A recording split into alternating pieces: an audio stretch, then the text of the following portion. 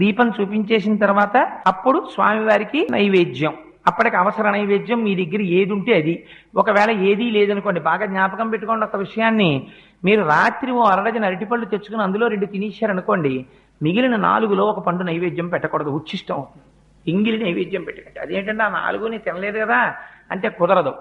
ఒకే అంచుకు వేలాడుతున్నటువంటి పళ్ళలో కొన్నిటిని మీరు తిని కొన్నిటిని నివేదన చేయడానికి వీలు లేదు. కానీ ఒక అరడజన అరటిపళ్ళు తెచ్చి 2 తుంపి పూజ గదిలో పెట్టి 4 పళ్ళు మీరు తింటే దోషం లేదు. ఎందుకంటే ముందే విడతీసి ఈశ్వరుడి కోసం పెట్టేశారు. అందుకే శాస్త్రం అంది, మరి ఇలా ఒక్కొక్క రోజున ఇంట్లో అసలు ఉచ్చిష్టం కాని పదార్థం లేకపోతే మరి నివేదన ఎలాగా అంటే, శాస్త్రంలో రహస్యం ఏంటంటే ఎప్పుడూ కూడా అంటూ నిలవ చెయ్యడం అనేటటువంటి దోషములు లేని పదార్థం ప్రపంచంలో ఒక్కటే ఒక్కటి. అది దానికి మీరు నిలవ చేసిన దోషము ఉండదు, దానికి అంటు దోషము ఉండదు. అటువంటి పదార్థం ఒక్కటే బెల్లం ముక్క.